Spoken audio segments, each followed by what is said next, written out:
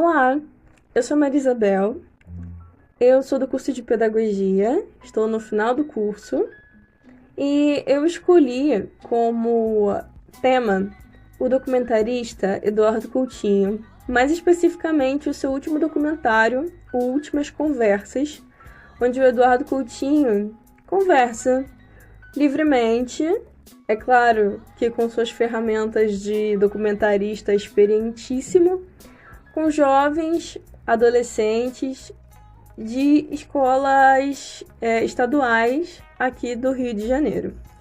Eu vou fazer esse debate pautada principalmente no documentário e também nas entrevistas da montadora do filme, a Jordana Berg, e do produtor que terminou o filme, o João Moreira Salles, onde eles dão essa entrevista para a revista Piauí, para o podcast da revista Piauí, onde vai acontecer o debate principalmente sobre como se deu a montagem, a produção, o término desse filme sem a presença do Eduardo Coutinho, pelo menos sem a presença física do Eduardo Coutinho.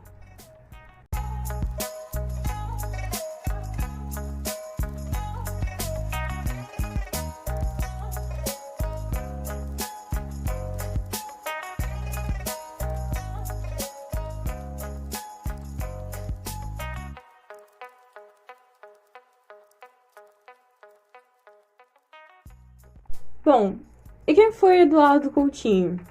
Eduardo Coutinho, cineasta, diretor, documentarista e jornalista, nasceu em São Paulo em 1933 e é considerado por muitos o maior documentarista da história do Brasil. Tinha como especificidade contar histórias de pessoas comuns, e sua obra-prima é o filme Cabra Marcado para Morrer, de 84, mas também se destacam o Edifício Master e Jogo de Cena. Premiadíssimo dentro e fora do país, o diretor não conseguiu terminar o documentário Últimas Conversas, vindo a falecer aos 80 anos no Rio de Janeiro. O documentário ficou inacabado, mas Coutinho gostava do inacabado. Numa das cenas de Últimas Conversas, Coutinho pede para a última entrevistada que ela saísse da sala, mas que ela deixasse a porta aberta. O produtor João Moreira Salles, na entrevista com a revista Piauí, ele ressalta esse aspecto selvagem do cineasta, seu tumulto, sua bagunça, que era de onde surgiam coisas maravilhosas. Posteriormente, o filme foi sim acabado, montado, produzido, lançado e estreado nos cinemas. O filme foi terminado pelo produtor João Moreira Salles, amigo de longa data de Coutinho, e segundo ele, o filme que foi lançado foi o filme que eles imaginavam que o Coutinho teria feito.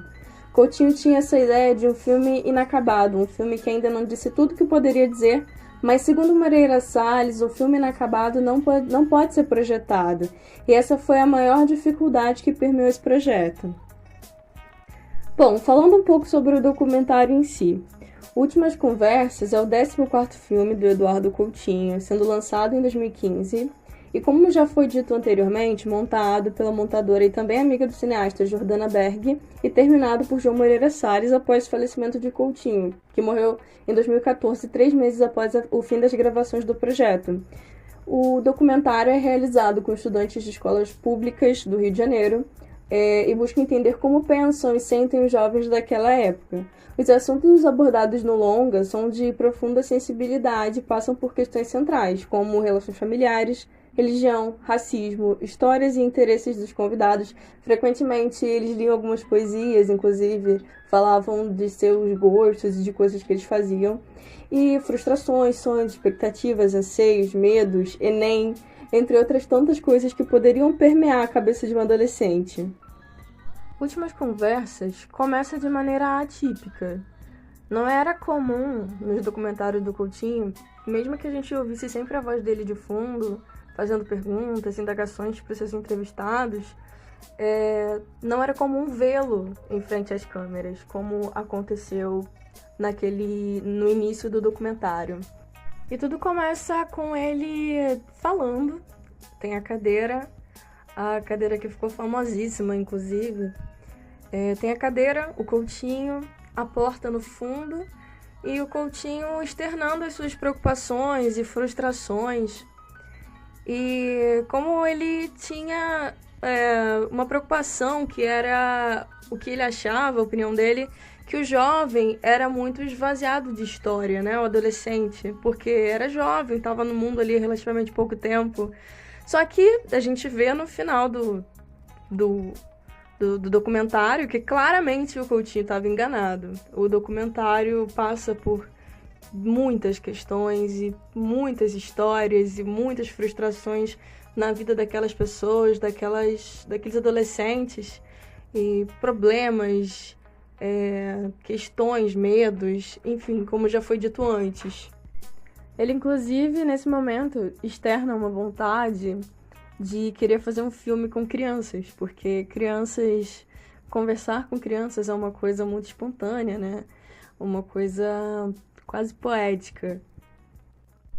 E qual não é a nossa surpresa conhecer a última convidada, uma criança, que foi, segundo o Moreira Salles, foi ali um sopro de vida, um sopro de esperança, de felicidade, que de certa forma trouxe ali um banho de revigoração pra gente que ouviu histórias pesadas, inclusive ali com jovens, com situações de abuso, de conflitos familiares. E o Moreira Salles, ele faz essa análise de que aquela aparição do Coutinho no início da filmagem e da criança no final da filmagem é uma analogia à vida e à morte, a esse ciclo. Que ele começa muito cansado, o Coutinho estava muito cansado, e no final ele tá revigorado. Durante o filme ele vai se revigorando em contato com aqueles adolescentes, e no final, com aquele presente que é aquela criança, aquela alegria daquela criança, aquela espontaneidade, inocência ao responder as coisas, o abraço que eles trocam, é um ciclo de revigoração. No início ele estava muito cansado, ele estava desesperançoso, ele tinha medo que o documentário fracassasse, inclusive. Mas ele começa desconectado e ele termina por inteiro, segundo Moreira Salles. E esse é o arco que a gente consegue sentir, a gente consegue ver essa revigoração que também vem pra gente, que também passa pra gente, que também acontece na nossa vida.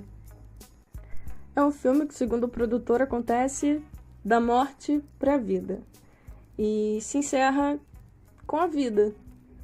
E isso é muito bacana, é muito interessante, porque atinge a gente, o espectador, o telespectador, de uma maneira muito íntima, de uma maneira muito pessoal.